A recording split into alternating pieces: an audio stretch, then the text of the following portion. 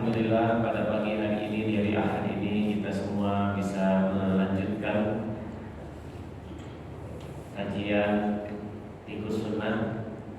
Mudah-mudahan senantiasa kita bisa memperdalam ilmu agama kita dan bisa beramaliyah sesuai dengan ilmunya.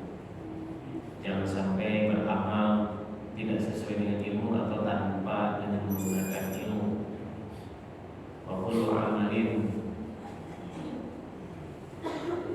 Wa kullu amalin la ya'malu bi amrihi la yuqbalu la tuqbalu.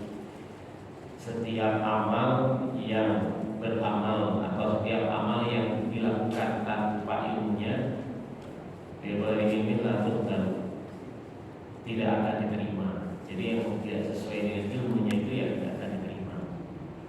Karena itu kita harus selalu mengkaji, taklim, tarbiyah, seluruh ilmu-ilmu agama, dan itu tidak akan habis sepanjang usia kita.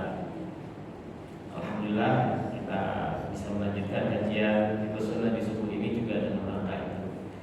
Hadirin jamaah sekalian yang berbahagia, kemarin kita sudah masuk ke bahasan tentang sholat qiyamul lail, namun sedikit agak mundur karena ternyata ada beberapa bahasan yang kemarin itu terlewat. Saya bawa laptop, tidak bawa kitabnya ya. Kita akan mundur sedikit bahwa di Al-Jahri wal Isrori bil Qiraah, tempatnya bacaan jahar dan bacaan sir, bacaan keras dan bacaan pelan. Jadi sholat itu bacaannya ada yang bacaan dibaca secara keras, artinya suara kita berbunyi, ya berbunyi suara bacaan. Terus ada juga sir atau isra, yaitu pelan, ya pelan, tapi tidak dalam hati, lisannya tetap bergerak. Jadi bacaan sholat itu dibacakan, bukan dilintaskan, bukan dilintaskan dalam pikiran atau dilintaskan dalam hati, tapi dibacakan. Ya. Karena di situ jelas sekali bahwa sholat itu muqtadahatun bitakbir, muqtadahatun bitaslim. Diawali dengan takbir dan diakhiri dengan salam, dan itu bentuknya bacaan qiraah, ya bacaan yang dibaca secara lafal melalui lisan kita. Jadi bukan diam saja kemudian diungkapkan bacaan-bacaan itu dalam lintasan pikiran dan lintasan hati dalam hati kita, tidak, tapi dibacakan. Nah, pembacaannya itu ada yang jahar, ada yang sir. Kalau dalam hati itu bukan sir. Sir itu dibacakan tapi pelan. Kalau dalam hati itu namanya niat, ya mahalul qalbu, tempatnya niat itu ya hati. Atau dibalik, pekerjaan hati itu dalam sholat itu ya niat gitu. Selain yang lainnya, ya semuanya adalah pekerjaan yang disebut dengan fi'liyah. Yang kedua qauliyah. Fi'liyah itu ya seperti ruku, sujud, duduk, berdiri, itu adalah fi'liyah. Tapi juga ada qauliyah. Qauliyah itu yang ucapan, mulai dari Allahu Akbar, takbiratul ihram yang wajib, kemudian suratul Fatihah, baca suratul Fatihah, kemudian baca tasyahud, baca salam, itu yang wajib. Belum lagi yang sunnahnya, baca iftitah, baca doa dan ketika sujud atau ruku, atau bacaan ruku, bacaan sujud, bacaan tasyahud awal, bacaan surah setelah Fatihah dan seterusnya. Nah itu juga bentuknya adalah qauliyah, bacaan. Nah, jadi bacaan sir itu bukan berarti dalam hati, karena bukan pekerjaan hati, ia adalah pekerjaan lisan. Wasunnatu ayyajhara al-musalli fi raka'ati subhi wal jum'ati wal awwalaini minal maghrib wal isya'i wal idaini wal fajr wal istisqa wa sirru fi dhuhri wal asri wa salihatil maghribi wal akhiraini min al-isya. Wa amma baqiyatun nawafil fannahariyatu la jahra fiha wa layaliyatu yukhayyar fiha bainal jahri wal israr. Sunnahnya kita menjaharkan bacaan sholat dalam 2 rakaat subuh Jumat, kemudian 2 rakaat maghrib, isya, id, kusuf, istisqa. Nah itu kita jaharkan. Wasirru dan memelangkan di zuhri wal asri dan rakaat ketiga dan 2 rakaat akhir dari sholat isya. Nah, itu yang dijaharkan dan disirkan. Itu sudah jelas ya, mana yang jahar, mana yang sir. Kapan? Bukan hanya ketika sholat berjamaah. Nah kita ini umumnya kalau sholat sendirian, misalnya sholat maghrib sendirian, bacaannya sir. Harusnya tetap walaupun sholat sendirian bacaannya jahar. Meskipun ukuran jaharnya itu tidak berarti harus kencang, tidak berarti harus nyaring, tetapi terdengar. Itu ukuran jahar. Ya, ukuran jahar terdengar. Jadi kalau misalnya saya contohkan, kita sholat sendirian, sholat maghrib, Bismillahirrahmanirrahim, Alhamdulillahirabbil alamin, Ar-Rahmanirrahim. Nah itu sudah jahar. Ya, ya tidak seperti imam ketika imamin, Bismillahirrahmanirrahim. Nah tidak begitu. Ya, karena nanti ada hadis yang memerintahkan Umar bin Khattab jangan terlalu keras, jahatnya itu jangan terlalu keras, ya. Tapi juga memerintahkan Abu Bakar Siddiq pelannya itu jangan terlalu pelan, gitu. Jadi tengah-tengah, jangan terlalu keras, jangan juga terlalu pelan. Kecuali imam sedang mengimami memang harus keras, karena salah satu ukuran jamaah itu, ya, apabila makmum masih mendengarkan suara imam, itu berjamaah. Nah, kalau makmum sudah tidak mendengarkan suara imam, maka itu sudah tidak ada jamaah. Nah, kalau sekarang sih karena imam membacakan bacaan-bacaannya itu dikeraskan oleh alat keras, ya, jadi walaupun jauh sekali itu masih terdengar, ya, masih terdengar. Tapi kalau makmum sudah tidak melihat imam, tidak mendengar, ya, kalau tidak melihat masih tidak ada masalah karena bisa jadi terhalang oleh jamaah-jamaah di depannya. Tapi masih mendengar, itu baru kita masih terikat oleh jamaah. Tapi kalau sudah tidak mendengar, melihat juga tidak, mendengar tidak, melihat tidak, maka itu sudah tidak ada jamaah di situ bagi yang bersangkutan. Ya.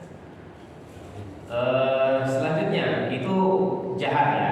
Jadi jahar dan sir itu sudah jelas tempatnya. Wa ma baqiyatun nawafil, adapun sholat-sholat sunnah, kalau sholat sunnahnya siang, ya, maka tidak ada jahar. Kalau sholat sunnahnya siang, sholat sunat qabliyah, sholat sunat ba'diyah, sholat sunat duha atau sholat sunat siang lainnya, itu tidak jahar bacaannya. Wal lailiyatu yukhayyaru fiha bainal jahri wal israr. Adapun sholat malam, sunat malam seperti qiyamul lail, kemudian sholat witir, ya, atau bagi yang mau sholat tasbih malam hari, sholat tasbih, itu silahkan memilih di antara jahar dan sir. Nah, jadi kalau misalnya kita sholat malam, sholat witir, mau sir atau pelan silahkan, mau jahar ataupun keras silahkan. Nah, itu pilih-pilih seperti itu. Wal afdhalu at-tawassutu, walaupun jahar, tetapi yang utama adalah pertengahan, jangan terlalu keras. Bin Rasulullah SAW, marra Rasulullah SAW, suatu ketika Rasulullah SAW lewat lailatan di sebuah malam, bi Bakri lewat kepada Abu Bakar, bahwa yusolli, dan Abu Bakar sedang sholat. Yahfalu sautahu, yang merendahkan ataupun memelankan suaranya. Paman Rabi Umar, dan kemudian melewati suatu ketika juga melewati Umar, bahwa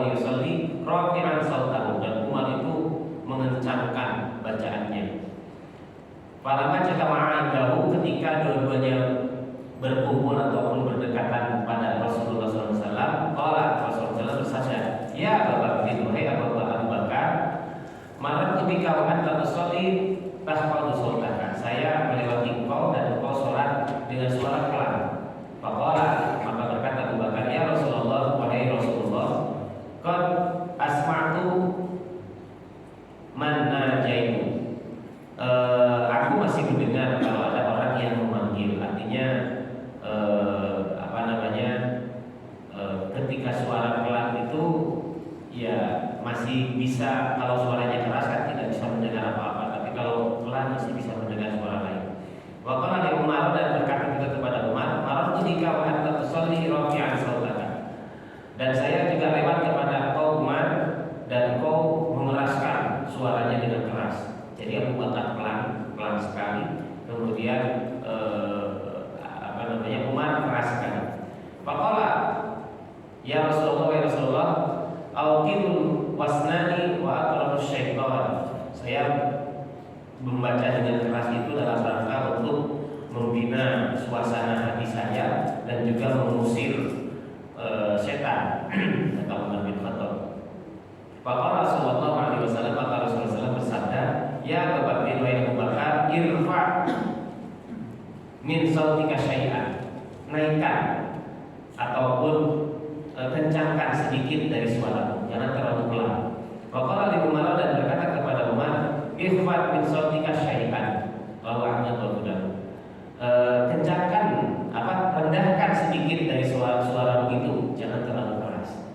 Nah, jadi kalau kita sholatnya sholat jahar, ya kalau pelan, kalaupun pelan jangan terlalu pelan, ya tapi jangan terlalu keras, jangan terlalu keras. Nah itu, ya itu diantaranya tawassut, tengah-tengah. Ya. Jadi dalam agama Islam tawassut itu termasuk bagian dari ajaran. Khairul umur awsatuha, sebaik-baik perbuatan atau perkara pekerjaan itu tengah-tengah. Nah, sekarang itu dikenal dengan istilah ekstrim. Jangan terlalu ekstrim, ya, jangan ekstrim. Di tengah-tengah. Ekstrim itu berlebihan. Kalau berpegang teguh ataupun kita berkomitmen itu harus, ya. Misalnya, ya kalau sholat kita komitmen sholat itu tidak akan terlewatkan, termasuk yang sunnah sekalipun selalu kita laksanakan. Itu komitmen, itu istiqomah, itu harus. Tapi kalau berlebihan, ya, takdir berlebihan, ifrat, ya, itu tidak boleh. Contoh, ada seorang sahabat, pekerjaannya tiap hari itu pokoknya sholat terus, ya, malam tidak tidur, pokoknya sholat. Siang tidak ngerjain apa-apa, baca Quran terus, ya. Jadi sholat, kemudian baca Quran terus-terusan. Nah, kemudian dilaporkan kepada Rasulullah SAW bahwa ada seorang sahabat yang pekerjaannya sholat terus, baca Quran terus, ya, ataupun ibadah terus, tidak ada aktivitas lain. Nah, ketika dilaporkan kepada Rasul, oleh Rasul kemudian ditanya sahabat tersebut, ya, dan Rasul kemudian mengoreksi amaliyah sahabat tersebut. Kata Rasul, inna li'ainika 'alaika haqqan, wa inna li zawjika 'alaika haqqan, wa inna li jasadika 'alaika haqqan. Sesungguhnya bagi matamu itu ada hak untuk tidur, untuk istirahat. Jangan kemudian tidak menyediakan waktu untuk istirahat. Semua waktu malam hari kita gunakan untuk ibadah, untuk baca Quran, untuk sholat malam dan seterusnya. Sebagian besar waktu kita gunakan untuk itu, atau bahkan sepanjang waktu. Itu ditegur oleh Rasul, itu disalahkan oleh Rasul, dikoreksi oleh Rasul SAW. Terus kemudian bagi mata itu ada hak. Bahkan kemarin sudah saya jelaskan waktu pembahasan yang lalu. Walabatun nu'as itu artinya kalau kita betul-betul Kalau ngantuk keras tidak usah sholat. Karena kalau kita sholat pun dalam keadaan tidak memahami apa yang kita baca, maka sholatnya tidak diterima. Ya, sholatnya tidak diterima. Di dalam salah satu syarat sholat itu kan berakal. Ya, salah satu syarat sholat adalah berakal. Apa itu berakal? Sempurna akalnya. Sempurna akal itu kalau dia usia maka dia sudah mumayyiz, sudah balik, ya. Itu sempurna akalnya. Masih anak-anak boleh sholat, bagus sholat, tapi belum wajib. Kalau sudah balik, wajib hukumnya. Dari sisi kenormalan akal, bagi orang gila ataupun setengah gila, sholat tidak wajib. Kenapa? Karena akalnya tidak sempurna. Bagi orang tidur, sholat tidak wajib. Kenapa? Karena akalnya sedang hilang. Nah, jadi akal itu sangat penting. Ada kaidah yang menyebutkan la dina liman la aqla.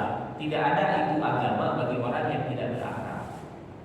Karena itu agama itu harus disertai dengan akal. Walaupun kita tidak boleh merasionalisasi segala sesuatu harus rasional, tidak. Umar bin Khattab pun yang ketika mencium Hajar Aswad, beliau tidak menggunakan lagi rasio. Beliau itu orang yang rasional, yang logis orangnya. Tapi ketika mau mencium Hajar Aswad, beliau berkata, engkau hanyalah batu. Seandainya Rasulullah SAW tidak mencium engkau, aku pun tidak akan mencium engkau, Hajar Aswad. Nah itu, ya itu hanya benda.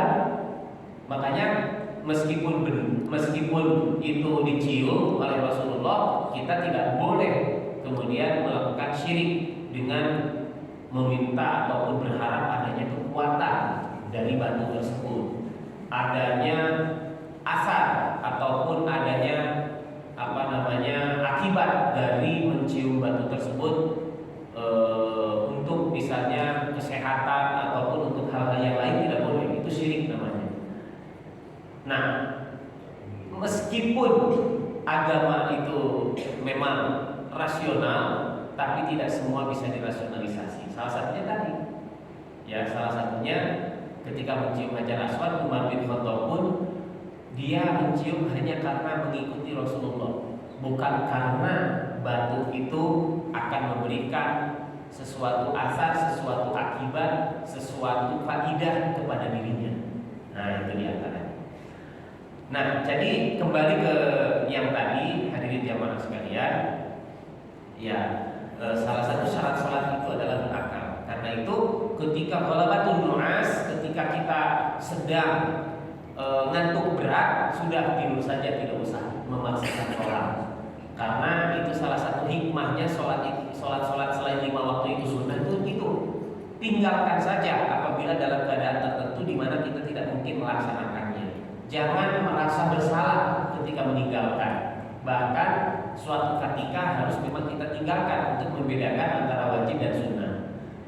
Harus kita bedakan antara wajib dan sunnah. Di mana Rasulullah SAW juga khawatir ketika beliau melaksanakan sholat tarawih ba'da isya, ya kemudian banyak sahabatnya yang mengikuti dan beliau melanjutkan malam kedua, melanjutkan malam ketiga, setelah itu tidak mengikuti lagi, tidak melaksanakan sholat tarawih lagi. Ketika ditanya mengapa, kata Rasul, karena aku khawatir kalian akan menganggap sholat tersebut wajib. Nah, karena itu sholat sunnah dan wajib pun harus dibedakan. Salah satu pembedanya adalah sholat sunnah itu tidak terus-menerus dilaksanakan, ada ditinggalkannya. Termasuk apabila ketika kita sholat tahajud rutin selalu dilaksanakan, ketika ghalabatun nu'as, ketika sedang ngantuk berat, tinggalkan saja, gitu ya. Ya, tentu kalau kita ya meninggalkannya biasanya jauh lebih banyak daripada melaksanakannya, yaitu problem kita kan. Kalau urusan meninggalkan itu malah mudah gitu kan, yang susah justru adalah mendawamkannya. Nah itu antara jahad dan sir, Bapak Ibu semuanya. sudah jelas bagaimana pembagian jahat dan sir. Meskipun kita sholat sendirian, ya kita tetap jahat. Ya.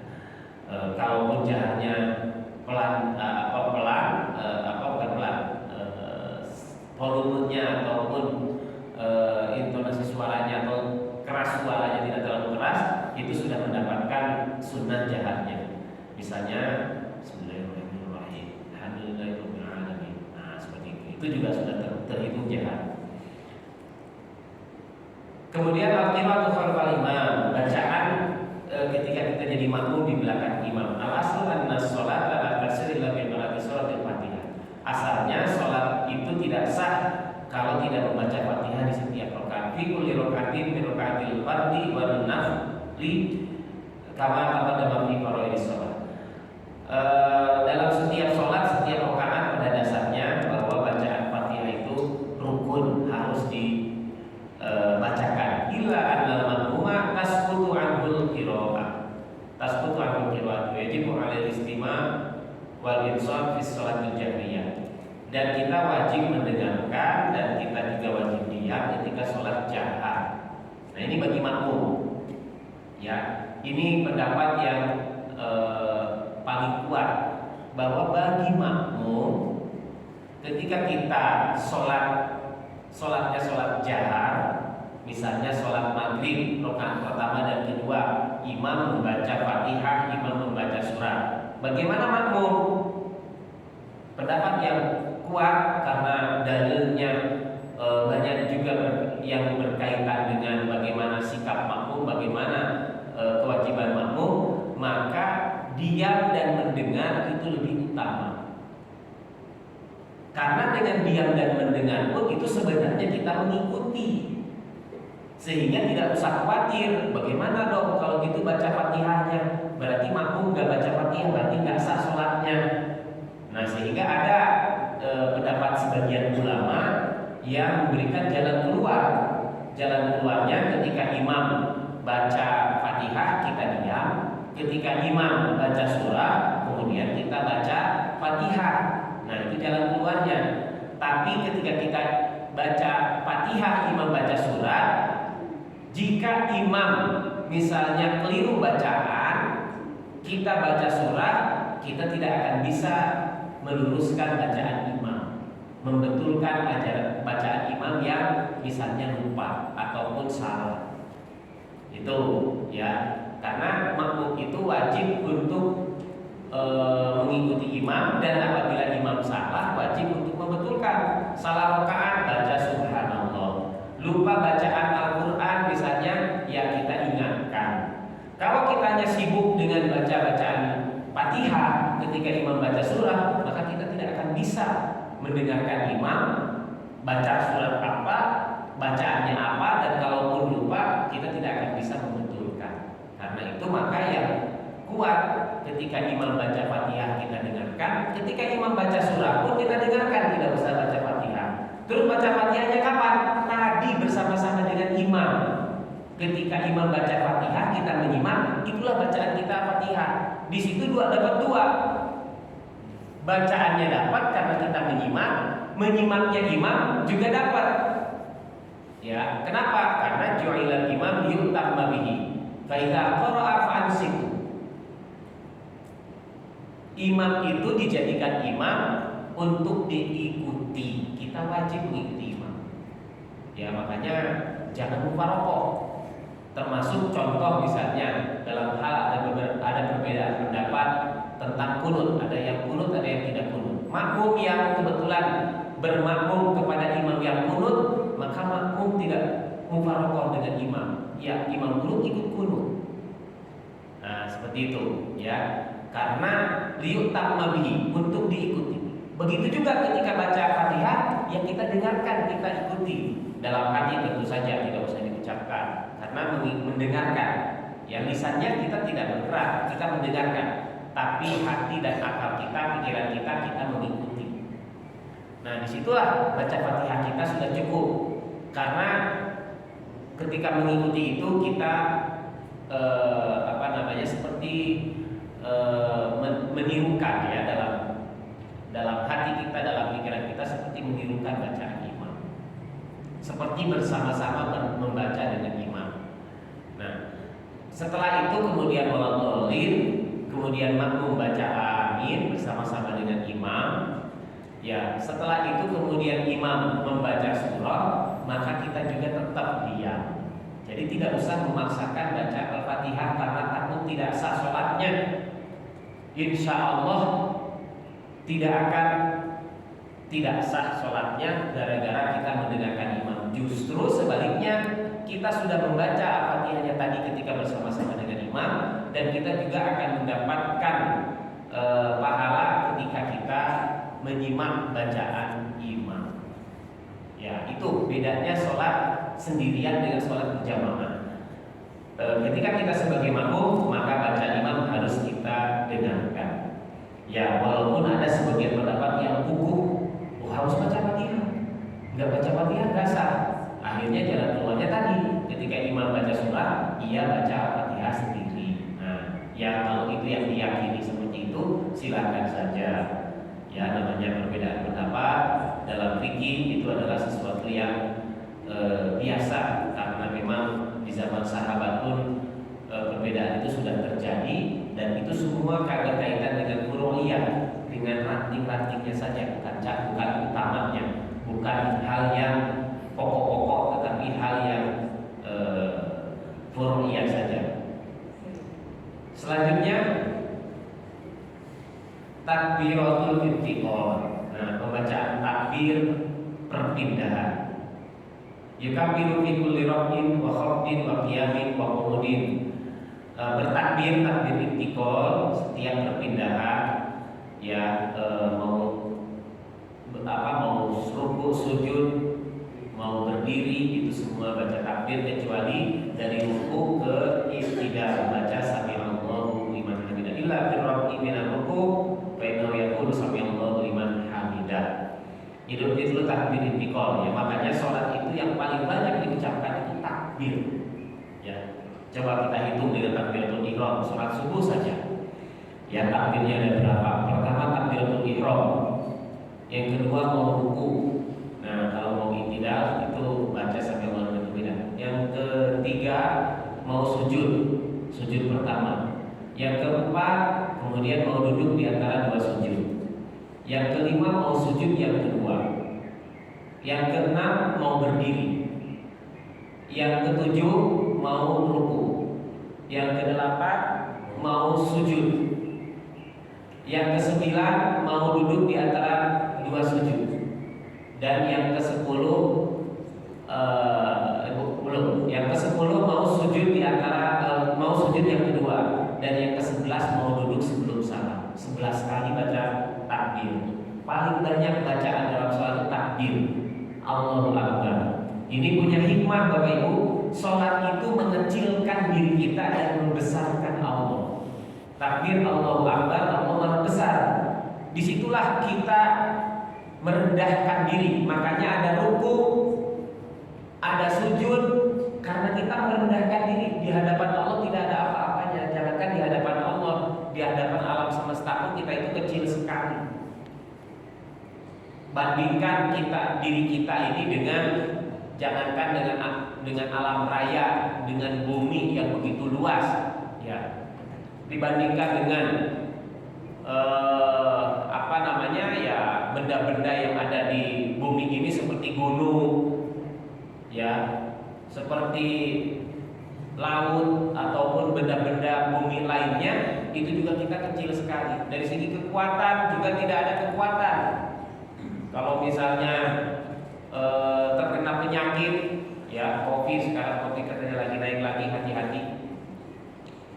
Ya, kita tidak berdaya. Ternyata ya kalau sudah sakit ya sakit saja, ya. Jadi kita ini lemah sekali, kita ini kecil sekali. Karena itu tidak ada slot ataupun tidak ada kesempatan bagi kita untuk berbuat sombong, takabur, ya. Dosa yang termasuk salah satu dosa besar itu ya takabur, sombong karena pinternya, sombong karena kayanya, sombong karena gantengnya, sombong karena cantiknya, sombong karena jabatannya, ataupun sombong-sombong karena lainnya. Termasuk jangan sampai sombong karena ibadah. Ya, jangan merasa diri kita suci. Ya, jangan merasa diri kita bersih, jangan merasa diri kita sudah menjadi hamba Allah yang bertakwa, yang soleh, yang sempurna. Jangan.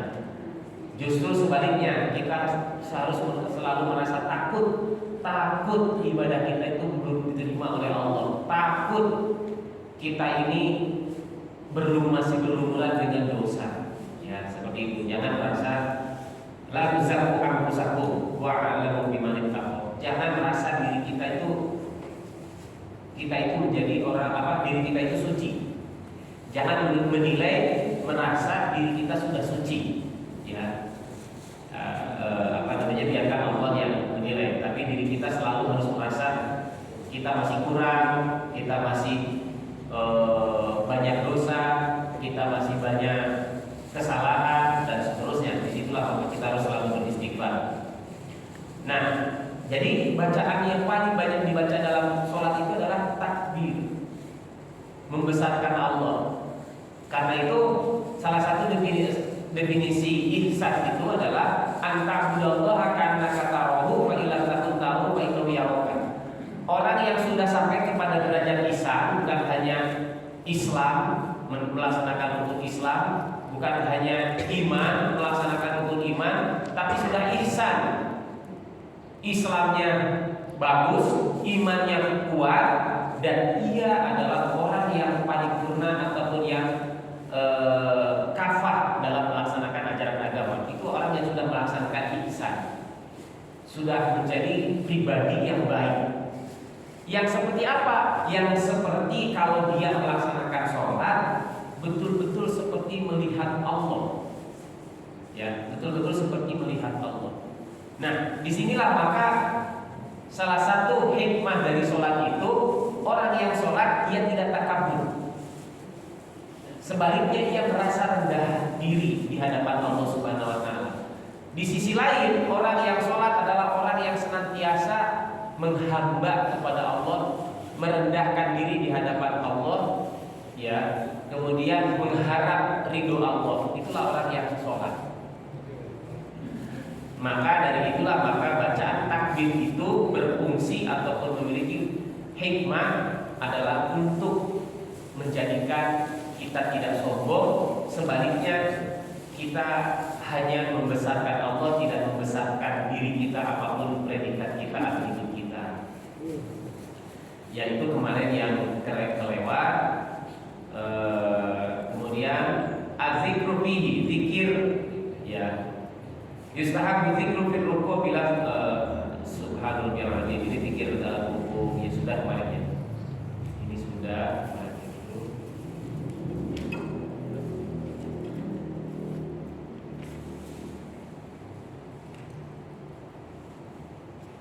Nah ini ada yang juga yang kelewat. Jalsatul istirahat, duduk istirahat. Dia jalsatul khafifatun yajlisuhal musolli ba'dal firaqi minas sajdati tsaniyati minal raka'atil ula. Itu adalah duduk sebentar yang dilakukan setelah sujud yang kedua dari rakaat pertama. Qabla nuhudi ila raka'atis tsaniyati wa ba'da firaqi minas sajdati tsaniyati minal raka'atis tsaniyati qabla nuhudi ila raka'atir rabi'ah. Jadi duduk istirahat itu termasuk juga sunnah. Ya, duduk istirahat itu termasuk juga sunnah, yaitu yang dilakukan di rakaat pertama sebelum berdiri. Nah, ini contohnya nih. Ini yang namanya jalsatul istirahat. Jadi setelah sujud yang pertama, yang kedua, ini sujud yang kedua, kan bagian berdiri ya. Di rakaat pertama dan di rakaat ketiga itu, kalau kita setelah sujud yang kedua kan bagian berdiri. Kalau rakaat kedua kan bagian duduk tasyahud awal.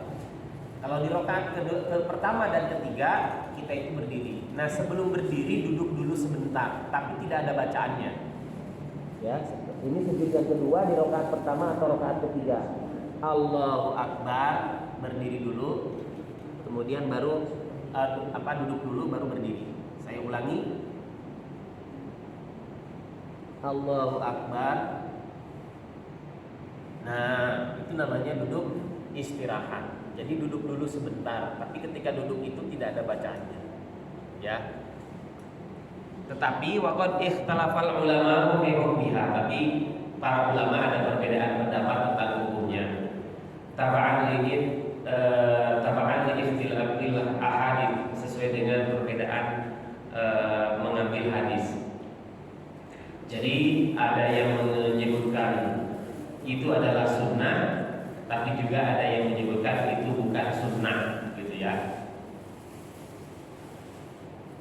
Jadi ada dua riwayat, dan riwayatnya itu ada yang menyebutkan itu sunnah, ada yang menyebutkan itu tidak sunnah, ya.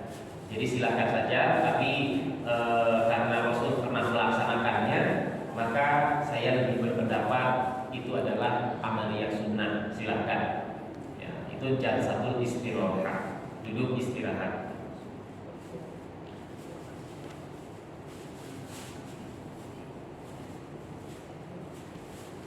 Selanjutnya, baru sekarang saya loncat setelah bahasan yang kemarin, sholat-sholat sunnah yang kemarin. Ya, yang mulai kemarin sudah. Kemudian sekarang qiyamul Ramadan, ya. Masyru'iyatu qiyamul Ramadan, bisa diartikannya qiyamul Ramadan. Qiyamul Ramadan atau sholat tarawih atau sholat tarawih. Nah, ini jadi Sayyid Sabiq pun termasuk yang membedakan antara qiyamul lail dengan qiyamul Ramadan. Gitu. Kalau qiyamul lail kemarin sudah dijelaskan, itu adalah sholat malam setelah kita tidur. Jadi kita bangun. Kapan bangunnya? Nisfahu awin usmihu qalila. Setengah malam, ya, ataupun kurang sedikit, yaitu sepertiga malam. Jadi sholat malam itu dimulai dari setengah malam atau dari tengah malam. Nisfahu, setengah malam. Sekali lagi, qiyamul lail atau sholat malam adalah sholat yang dilaksanakan setelah kita tidur. Jadi tidur dulu, tentu ya, sholat maghrib, sholat isya sempurna, kemudian tidur. Setelah tidur, kemudian bangun. Kapan? Pertengahan malam atau sepertiga malam, sampai dengan fajar subuh. Ya, itulah qiyamul lail, di mana di situ qiyam itu artinya berdiri atau bangun. Malam, pada malam hari, kita bangun pada malam hari, itulah qiyamul lail. Ataupun sholat malam, ya, sholat malam, ya, yaitu sholat yang dilaksanakan pada malam hari dengan waktu pertengahan malam ataupun sepertiga malam. Dan itu adalah tidur dulu, dan Rasul pun sama, tidur dulu. Nah, berbeda dengan qiyamul Ramadan, di sini saya Sabiq termasuk yang membedakan. Qiyamul Ramadan atau sholat tarawih atau sholat tarawih, yaitu sholat yang dilaksanakan khusus di bulan Ramadan dengan waktu setelah sholat isya. Gitu, itu bedanya dengan waktu setelah sholat isya. Sehingga kalau begitu di Ramadan itu, ketika kita sudah sholat tarawih, meskipun ada witirnya, ada nggak sholat malamnya? Tetap ada. Jadi ketika kita bangun misalnya jam 3 atau setengah 4, jangan kemudian disia-siakan waktu yang ada, kemudian kita tidak melaksanakan sholat dengan alasan tadi sudah sholat tarawih, dianggap itu qiyamul lail. Bukan, itu adalah sholat tarawih, qiyamul Ramadan, dilaksanakan setelah sholat isya. Adapun kita bangun malam pas sepertiga malam, di situ kita mau melaksanakan sholat, di situ kita dapat juga sunnah qiyamul lail. Ya, itu kenapa dibedakan antara qiyamul lail dan qiyamul Ramadan. Sunnatul lirrijali wan nisa'i, sunnah bagi laki-laki dan perempuan tuh di ba'da sholat isya, yang dilaksanakan setelah sholat isya. Ya, itulah sunnah sholat qiyam Ramadan, di mana Rasul melaksanakannya hanya 3 malam saat itu ya, dan Rasul tidak melanjutkannya karena takut dianggap wajib. Itu. Ada 2 rakaat ini, bilangan rakaatnya qiyam Ramadan. Rawal jamaah an Aisyah Nabi sallallahu alaihi wasallam maka yazidu fi Ramadan wa fi ghairihi. Dalam riwayat jamaah Aisyah mengatakan bahwa Rasulullah tidak menambah dan tidak mengurangi sholat di Ramadan ataupun di selain Ramadan dari 11 rakaat. Inilah dalil yang menyebutkan sholat tarawih itu 11 rakaat. Hadis dari Siti Aisyah. Tapi dari hadis yang lain, di situ disebutkan bahwa Rasulullah melaksanakan sholat malam itu berbeda-beda, ya. Ada yang 7, ada yang 9, ada yang 11, bahkan ada yang 13, gitu ya. Ada yang 13 rakaat. Nah, karena itulah maka ini hadis sama-sama sahih, tinggal silahkan saja pilih mana sesuai dengan keyakinan. Nah, kalau menurut pendapat saya, hadis Siti Aisyah ini adalah hadis qiyamul lail, yaitu hadis di mana Rasul melaksanakannya di rumah. Kalau tarawih kan dilaksanakannya di masjid. Sholat tarawih itu Rasul yang 3 kali itu 3 malam itu dilaksanakannya di masjid, tidak di rumah. Tapi yang diceritakan oleh Siti Aisyah itu adalah sholat Rasulullah di rumah, di mana ketika sholat di masjid, Siti Aisyah tidak menyaksikan kalau Rasul sholat di masjid. Tapi ketika Rasul sholat di rumah, yang lain tidak menyaksikan, Siti Aisyah yang menyaksikan. Nah, karena sama-sama dari sahabat, sama-sama sahih, ya kalau masalah pemahaman dan amalia silakan saja, kalau ada perbedaan ambil pendapat masing-masing.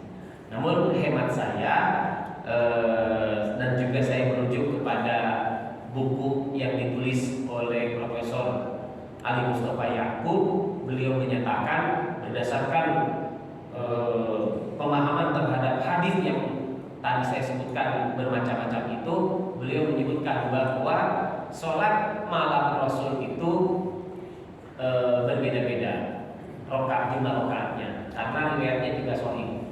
Bukan karena hadis Siti Aisyah salah, bukan, tapi karena Aisyah menyaksikannya ketika Rasul sholat di rumah, yang dimana di situ tentu ada Siti Aisyah.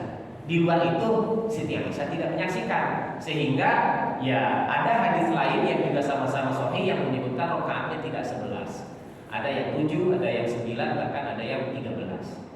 Gitu. Nah, itu satu sisi. Di sisi lain, sholat tarawih adalah sholat yang tidak termasuk apa yang diceritakan oleh Siti Aisyah. Sholat tarawih adalah sholat yang tidak termasuk diceritakan oleh Siti Aisyah, karena yang diceritakan oleh Siti Aisyah adalah sholat Rasul di rumahnya, dan itu dilaksanakan setelah tidur terlebih dahulu. Sementara tarawih dilaksanakan setelah Isya, dan itu kemudian oleh Umar bin Khattab ketika sahabat pada sholat masing-masing setelah sholat Isya itu kemudian dikumpulkan, dijamaahkan, menjadilah sholat tarawih berjamaah. Dan di situ sahabat-sahabat yang lain juga ikut, tidak protes, termasuk Siti Aisyah pun tidak protes. Artinya apa? Artinya sholat tarawih berbeda dengan sholat qiyamul lail. Nah, sholat tarawih jumlah rakaatnya berapa? Tadi sholat malam tidak dibatasi, bisa berapa saja karena Rasul telah melaksanakan dalam jumlah yang berbeda-beda. Sholat tarawih pun ternyata juga sama, sebenarnya tidak dibatasi. Kenapa tidak dibatasi? Karena Umar bin Khattab melaksanakannya 23 rakaat, tapi kemudian tabi'in Umar bin Abdul Aziz, dan di situ juga sama banyak para ulama, di situ juga banyak para tabi'in yang berguru kepada sahabat, mengerjakannya 39 rakaat. Ya, artinya ya jumlah rakaat itu tidak usah jadi perdebatan. Yang 11 rakaat ya itu karena memang mampunya 11 rakaat, gitu. Tidak usah merasa paling benar. Oh ini sesuai dengan Rasulullah. Rasulullah tidak pernah lebih dari 11 rakaat. Nah itu kalau bacanya satu hadis, tapi kalau baca hadis lain tidak begitu juga, gitu kan? Yang 23 jangan juga merasa, oh ini sholat cuma di bulan Ramadan saja. Masa sholat banyak-banyak nggak mau, seolah-olah sholat banyak itu akan lebih bagus daripada sholat sedikit. Belum tentu ya, bahwa kalau sama-sama khusyuk, sama-sama benar ya tentu lebih banyak pahalanya. Tapi kalau buru-buru, kalau gerasa gerusuk gitu kan, ya jadi tidak baik juga gitu. Nah karena itu disitulah saya termasuk yang sam'an wa ta'atan, termasuk yang setuju mufakat dengan apa yang disampaikan oleh almarhum Profesor Ali Mustafa Yaqub, di mana beliau adalah seorang ahli hadis, pakar hadis yang menjelaskan bahwa tidak ada batasan jumlah rakaat. Nah, gitu ya. Ya, yang mau 11 silakan, yang mau 23 silakan. Yang tidak bagus itu yang tidak tarawih, yang tidak bagus itu yang tidak qiyamul lail, gitu ya. Itulah qiyamul Ramadan, yaitu sholat tarawih. Namun pendapat saya pribadi, dan silakan bila Bapak Ibu sepakat, bahwa karena ada contoh karena tidak dibatasi jumlah rakaatnya, tapi ada contoh dari Umar bin Khattab di mana beliau adalah sahabat Khulafaur Rasyidin, di mana kita oleh Rasulullah diperintahkan untuk mengikuti sunnah Khulafaur Rasyidin, ya. Alaikum bisunnati wa sunnati khulafair rasyidin. Kalian harus mengikuti sunnahku, sunnah Rasul, dan sunnah khulafaur rasyidin. Nah, Umar bin Khattab melaksanakan tarawihnya 23. Para sahabat yang lain pun saat itu mengikuti, dan kita pun mengikuti sunnah khulafaur rasyidin tersebut, ya. Nah, menurut saya pribadi karena itu pula lah, maka kalau tarawih ya 23 rakaat dengan landasan mengikuti Umar bin Khattab, seperti itu. Itulah yang bisa saya jelaskan. Nanti kita akan lanjut dengan yang berikutnya. Ada sholat duha, ada sholat istikharah, ada sholat tasbih, ada sholat hajat, ada sholat taubat, ada sholat kusuf atau gerhana, ada sholat istisqa. Ya, itu yang akan kita bahas di bahasan-bahasan berikutnya. Dan kita bisa senantiasa hadir dalam taklim ini. Demikian. Mohon maaf apabila ada kekurangan, dan oh ya, silakan bagi yang mau bertanya terlebih dahulu. Silakan. Silakan. Terkait qiyamul lail dan ada yang diterjemahkan. Ya. Nah, itu landasannya apakah dari hadis yang inisiatif Umar bin Khattab lalu disamakan dengan itu sehingga diambil kesimpulan bahwa yang apa-apa yang mulai bisa diberjamaahkan. Ya, baik. Pertanyaannya bagus. Kemarin, nah di sini.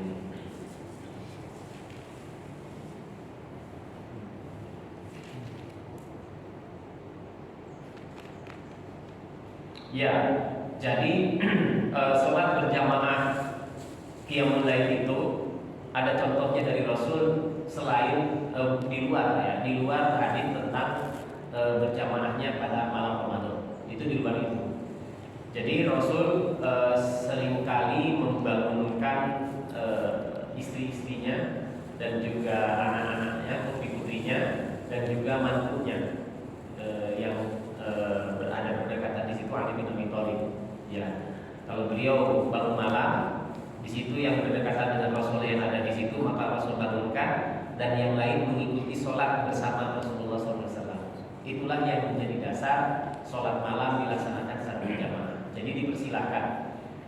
Boleh itu pilihan saja, boleh sendiri sholat malam sendiri tidak berjamaah, tetapi juga boleh berjamaah. Jelas itu ada contohnya dari Rasul ketika beliau membangunkan keluarganya dan keluarganya mengikuti beliau untuk sholat malam. Jadi itu dasar sholat malam berjamaah.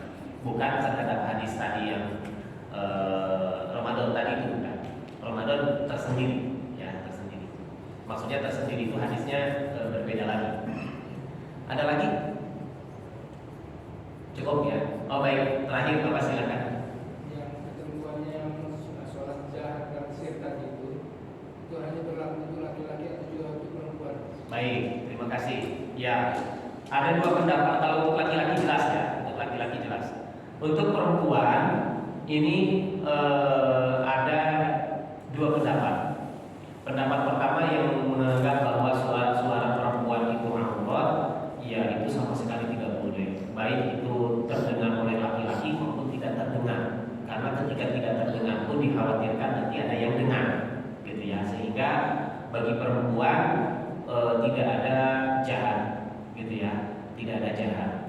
Tapi bagi sebagian pendapat ulama lagi mengatakan bahwa apabila perempuan itu sholat bersama-sama dengan perempuan, silahkan ketika itu sholatnya jahat, maka disunahkan jahat juga.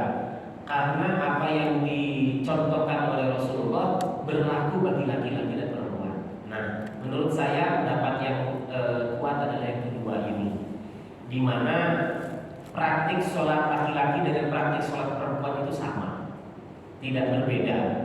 Karena sama itulah, sepanjang perempuan sholat tidak dekat dengan laki-laki, sepanjang perempuan suaranya juga tidak nyaring seperti laki-laki, misalnya pakai speaker dan seterusnya, maka silahkan perempuan melaksanakan sholat seperti halnya juga contoh Rasulullah ketika jahar ya jahar, ketika sir ya sir. Misalnya sholat ibu-ibu misalnya sholat bersama putri-putrinya di rumah, ya. Kemudian ibu-ibunya mengimami, putri-putrinya makmum, sholatnya sholat maghrib atau sholat isya, maka sunnahnya sama dengan laki-laki, yaitu membacanya secara jahar. Gitu. Itu pendapat yang menurut saya lebih kuat karena tidak ada perbedaan contoh sholat dari Rasulullah untuk laki-laki dan perempuan. Gitu. Jadi sama saja, ya sama.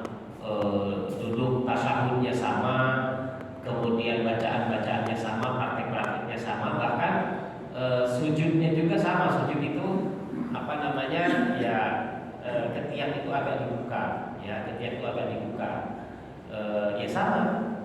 Saya termasuk yang menyamakan praktik sholat laki-laki dan perempuan, tidak ada perbedaan. Gitu. Dari sisi bacaannya, dari sisi gerak-gerakannya semuanya sama, termasuk tadi jahar dan sirnya sama, ya. Kecuali tentu kalau apa namanya di situ ada laki-laki yang kemudian akan mendengarkan suara perempuan tersebut, ya. Bahkan apa namanya salah satu kisah masuk Islamnya Umar bin Khattab itu beliau justru mendengarkan bacaan Al-Quran adiknya, gitu, ya. Ketika mendengarkan bacaan Al-Quran adiknya itu perempuan, ya perempuan, itu berarti dia membaca Quran dengan keras, ya membaca Quran dengan keras, gitu. Jadi dari sisi itu menurut saya pendapat yang mentotalkan perempuan tidak boleh terdengar suaranya menurut saya tidak punya dasar, karena di zaman Rasul juga perempuan-perempuan itu banyak terlibat, peperangan pun ikut, ya. Tentu kalau perang itu kan ya satu dengan yang lain saling bicara dan seterusnya, gitu kan. Terus tadi bacaan Quran perempuan itu juga terdengar oleh laki-laki, sehingga ya kalau ada ibu-ibu misalnya baca sholawatan di speaker ya boleh lah.